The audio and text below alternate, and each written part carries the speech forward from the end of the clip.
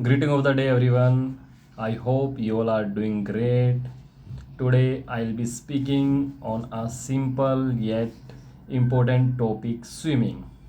Yes, you heard me very well and you heard me correct. Swimming. But as I said, simple. But we have to keep one thing in our mind, nothing is simple. Everything need hard work, toil, passion, and one more thing, that is your focus. Yes, swimming, as I said, is not simple. So let me share you guys my experience with all of you, how I learned swimming. Well, I thought I should learn it, and I went to an instructor. And when I reached over there, the first question which was coming to my mind was that, can my body swim or not? The instructor asked the same question to all the personnel, all the students who were there for learning swimming. He asked the same question to all of them. How many all of you have believed that your body can swim? And I guess out of around 40 personnel, a few were raising their hands. Yes, only a few, because they had only believed, they had only confidence that their body could swim, but I don't had. Yes, I am not feeling ashamed, I am not feeling embarrassing by saying this, that I had no confidence that my body can't swim. Then our first class started. The instructor told us how to get confidence, how to get or build a belief within you, in your heart and in your mind, that your body can swim as well. Then he taught us a exercise. He said, okay, come into a shallow water. We all went to a shallow water. Then what the instructor did, he inhaled, he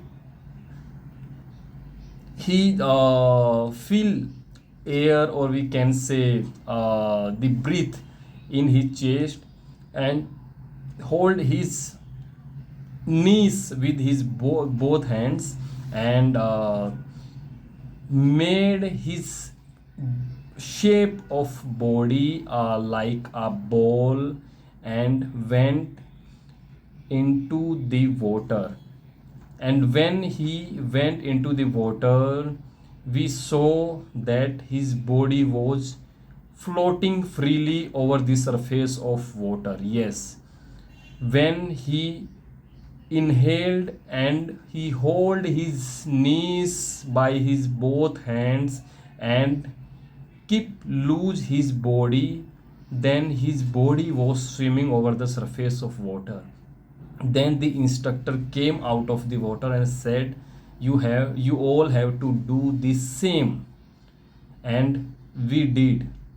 When I did it, I hold my breath, I inhaled and hold my breath, and I bowed down, I put my neck into the water, and I hold my both legs with my both hands, and make a shape of uh, we can say like a ball or a round shape, or like a baby in a stomach of a mother.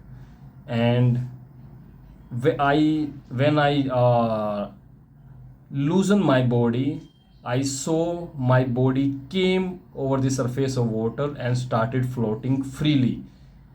And I feel the same thing for 3 to 4 times, and I became so happy, so glad. Then I came out of the water, and the instructor asked to all of us that how many people out of you feel that your body was floating, and now approximate all of the personal raised their hand. Yes, our body was floating. So that was the first day, that was the first class when we experienced that our body can swim, our body can float. And that day we got a confidence. Yes, we can learn swimming in a short period of time, but not a short period of times. As I had already mentioned, that everything need practice, everything need toil, hard work, and without it nothing is possible.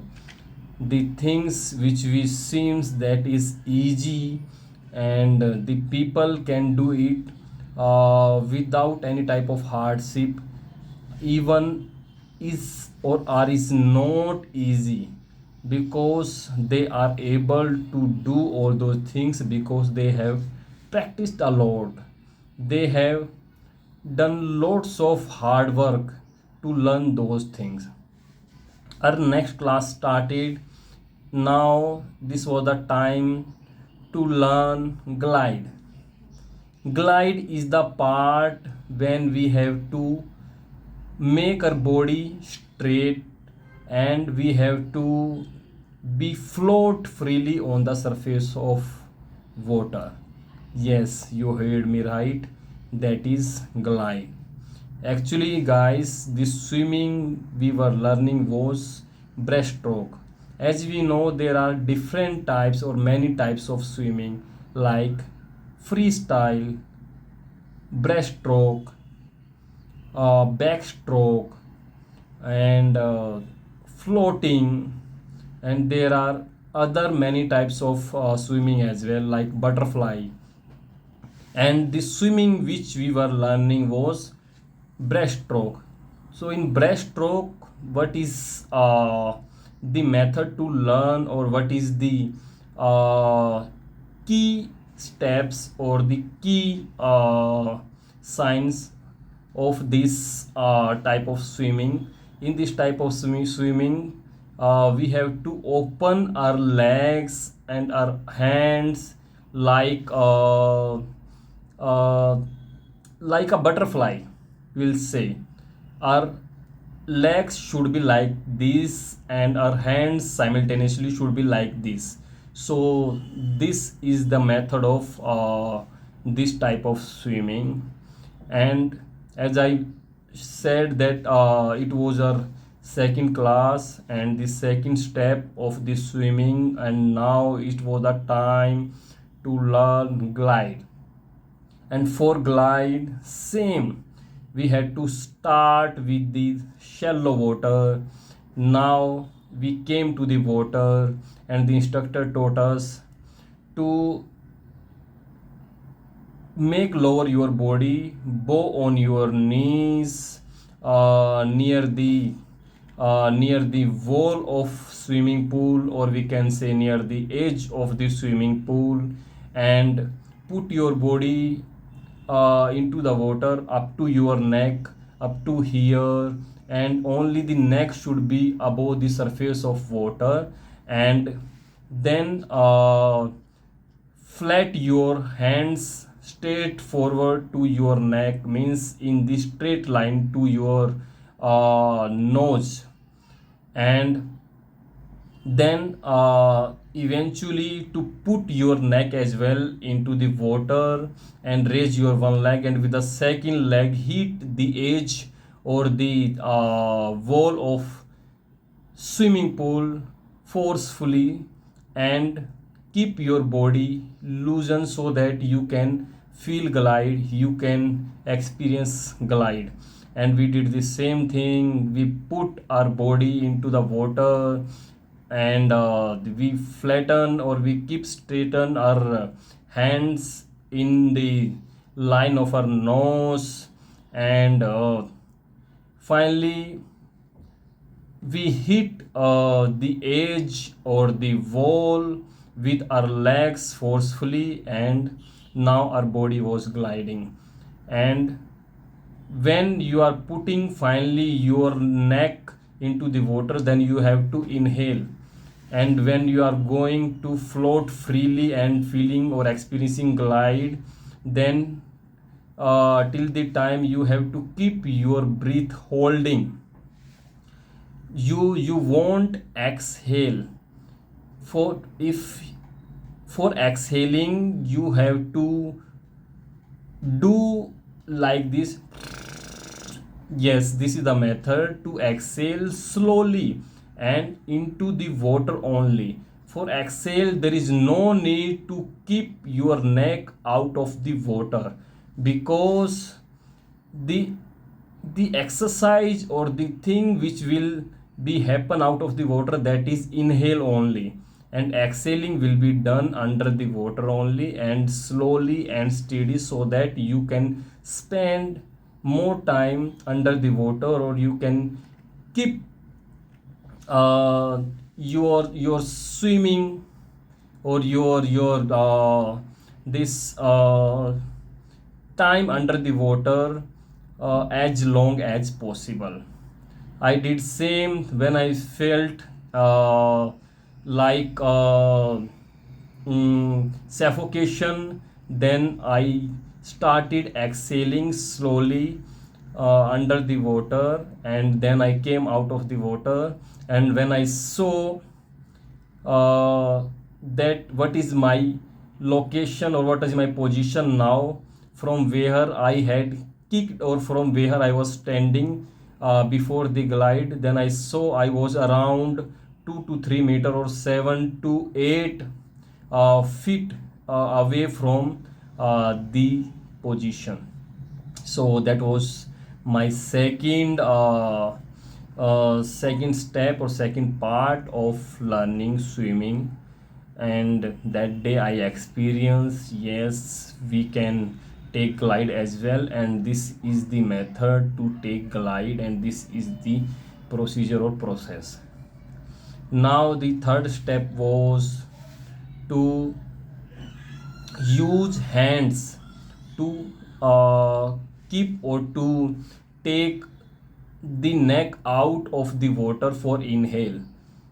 And for that we had to use our hands, because by our hands we have to press the water forcefully towards downward, so that from its spot we can raise our neck and we can inhale. So in the third step we learned the things, and we took glide, and during glide our hands were straightened, and in the line of our nose, our hands were like this. And then in the next step, when we started using our hands and we pressed the water something like this, and our palm were in this shape of semicircle, or we can say in this shape of bowl. And the purpose or the motive behind to keep our palms in this shape, to press the water downward and to take more quantity of water and to push it back so that we can go ahead. So that was the purpose of making our palms in all shape. And when we are pressing water with our palms and pressing the water downwards, then this simultaneously we had to raise our neck out of the water and to inhale.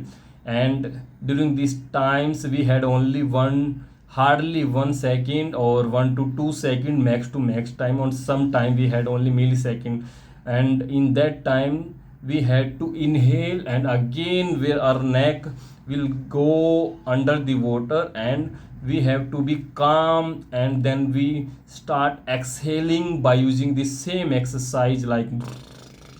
And we had to do this very slowly. And let me tell you guys one thing: if you are doing this exercise, if you are inhaling out of the water, and you will get very little time, and you are exhaling under the water. And this is the time when most of the people got panic. And but let me tell you guys, there is no need to be panic, because this is the method, or this is the procedure of learning. And this is the time, if you can hold your breath, if you can drag your time of exhaling, then you can spend more time under the water. And simultaneously, and there is no need to say that the more time you will spend under the water, the more fast and the more distance you can cover during the swimming. Okay, the next step was now the leg movement. In the leg movement, we had to keep our hands straightened, but now this was the time to move our legs. It was something like the same procedure, the same process which we learned before it, like our hand movements. Now we had to move our legs in the three steps, or uh, in the three small moments. These are bend, kick, together. Bend means we had to bend our legs like this. Kick means we had to kick widely like this under the water. And together means we had to join our legs very sharply together, so that the water between our legs can move backward and provide us a thrust to move ahead, or to uh, give us a force uh, to push our body in forward direction. And this is something relative to the Newton third law of motion. Every action always equal and opposite reaction. The more quantity of water we will push backward in the same with the same force, and this same distance we will cover forward, or we will move ahead, or we will float in the opposite direction. And we learn this same. Now this was the time in the fifth step to conjoin the movement of hands and legs together. Now when our hands were moving like this, as I have already covered, or already mentioned, or already taught you, when our hands starts our movement, in the same time our legs will also start its movement.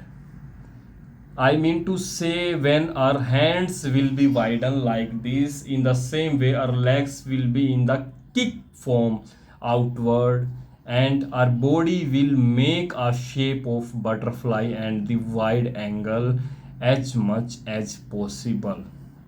And then when our hand will come uh, below our chest and move forward like this in the position as they were earlier, in the same way our legs will join together and will fold, and our knees will be go outward.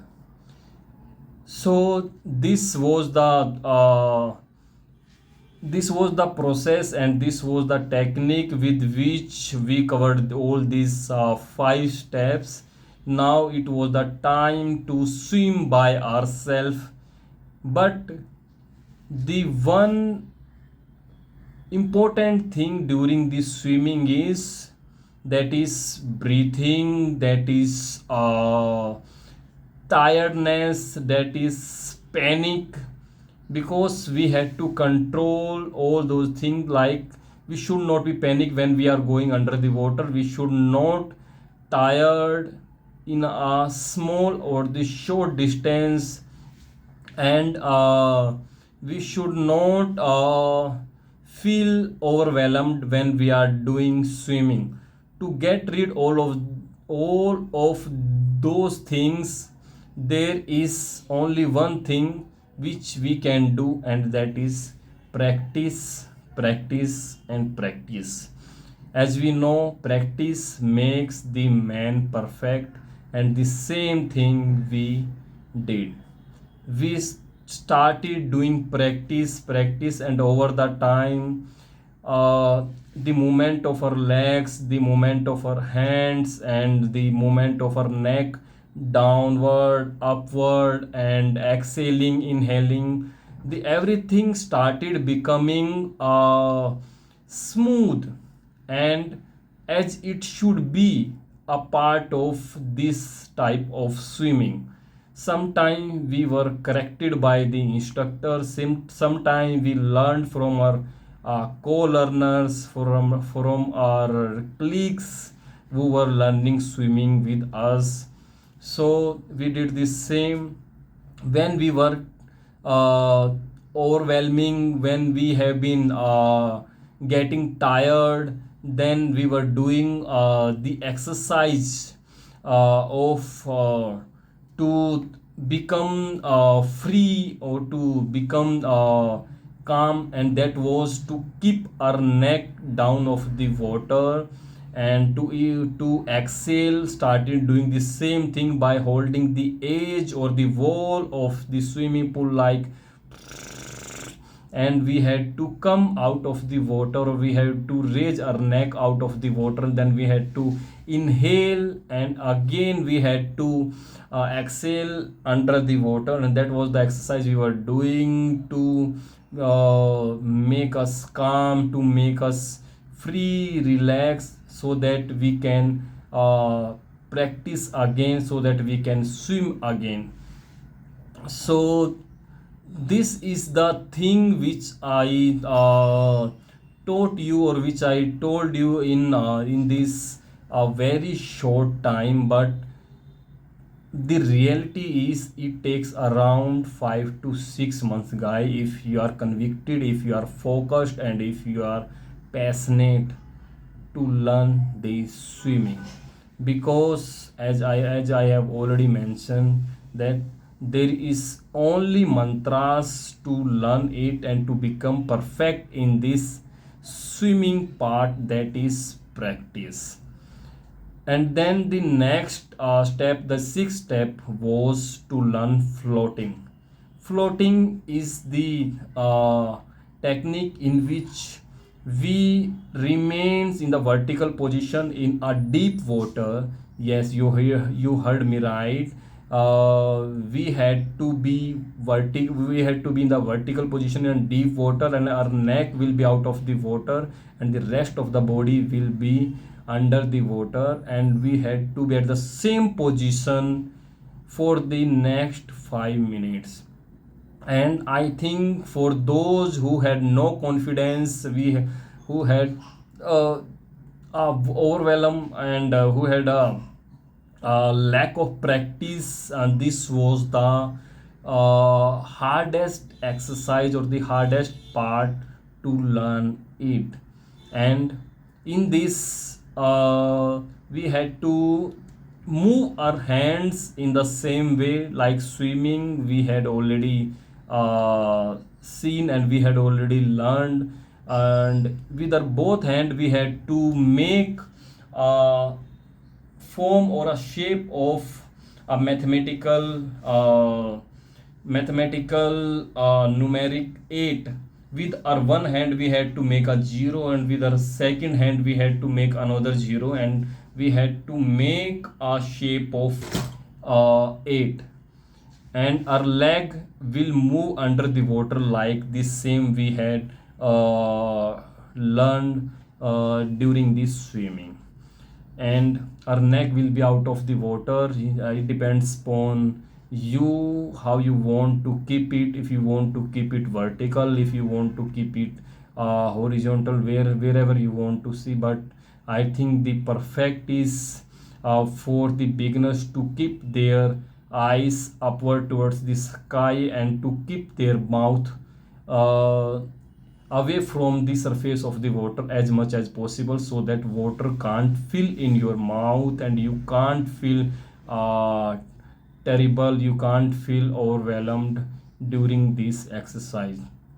And we did the same exercise for next 10 minutes, 50 minutes, but the required or the criteria to learn swimming or learn this step was only of 5 minutes. But if you have practiced for 10 minutes, 15 minutes, then you can do and you can sustain in the water during the test for the 5 minutes. And the next step was that was a 7 step, to jump into the deep water from a height of 5 meter. Yes, 5 meter, it is around 15 to 16 feet, and from that height we had to jump in a deep water of the same depth, 15 to 16 feet, and we had to jump into the water vertically. And during the jumping, and there is a technique, if you are jumping in a deep water, to keep your body or the keep surface of your body minimum as possible, means I mean to say, try to jump on your fingers or on your toes, and your body should go vertically downward into the water, so that you couldn't hurt by the water. Because as we know, that surface of a steady water is just like a ground. If you fell on a water or on your chest or your back, on your neck, it may hurt you like you are falling down on a surface of ground. Yes, in the same way it will hurt you. It may be blood in your lips, in your neck, in your eyes, because I have seen the same thing with my many of co-learners. So that is the thing, uh, during the learning of swimming and uh, during the time when we were learning swimming. And the criteria for passing the swimming was to swim for the 100 meter, and to float in a deep water for 5 minutes, and we had to jump in a deep water for 2 times. And I did same, I swam for 100 meter and float for 5 minutes, and I jumped twice in a deep water. Then after I get a certificate that I'm a swimmer now. So that was the thing, and that was the all these steps I learned during my swimming. A type of swimming, as I said, the type of swimming which I was learning was breaststroke. So that was all from me for today, and that was the things I had to tell you, I had to taught you. These are the steps you have to follow, or you will have to follow, if you are going to learn swimming, especially breaststroke, which I have learned. So thank you guys. I'll catch you in my next video. Till then, bye bye, see you.